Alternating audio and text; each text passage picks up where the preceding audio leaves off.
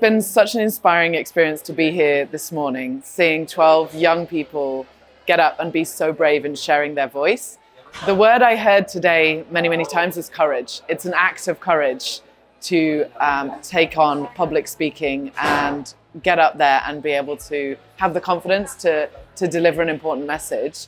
But also what I heard today was the courage needed to change the world, right? So first of all was their courage in just the public speaking task and challenge they set themselves and all the skills they learned through that, but also the courage that they appealed to in all of us to help change the world, right? And positively create change in our communities around us. We at Learn Life, we work with young people aged 6 to 18. And what I see and what I perceive is just when they are given a platform, just how powerful it is, the ideas that they have, the way that they see the world, and we have so much to learn from them as well. The other thing I see is that being able to give young people the opportunity to grow these skills that they will need for life is so key. So, at Learn Life, we're focused on helping develop real world skills in real world contexts and help them kind of have those skills and competencies that they'll need for any kind of future, no matter what the future presents itself to be. And I see that with 4Voices, that's hugely complementary. What 4Voices is doing is helping young people to find their voice, to find what it is that they care about, and then help transmit that message and take it forward.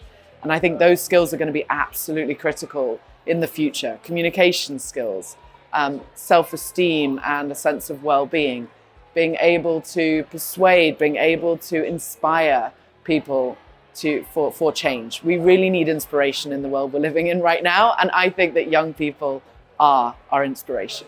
We are seeing that trend at Learn Life in terms of young people feeling that they have the safe space and the need to be vulnerable, to be able to allow themselves to be vulnerable, but particularly young men. As you say, there's sort of an awakening, I would say, for young men at the moment in understanding that being vulnerable actually gives you strength. We see vulnerability as weakness incorrectly in our society, and so often, I'm a mother of 3 young boys, I see this as well with boys in particular, is that somehow they feel that opening up is then opening themselves up to weakness or criticism.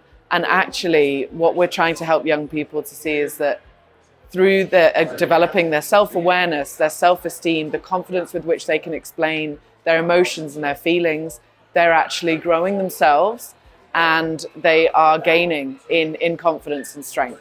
So yes, we're certainly seeing that in an educational setting, and at Learn Life I'm seeing that trend, particularly with shows like Adolescence has been talked about a lot recently, but this sort of toxic manosphere, toxic masculinity is also creating, it's as with anything, a push and pull. It's also swinging the balance back to other young men who are going, actually, no, I don't feel identified by that at all, thankfully. And they're also standing up to say, no, men can be vulnerable and need to be vulnerable. And it was great hearing that from young teenagers today, male teenagers talking about why we should all be vulnerable, and particularly men.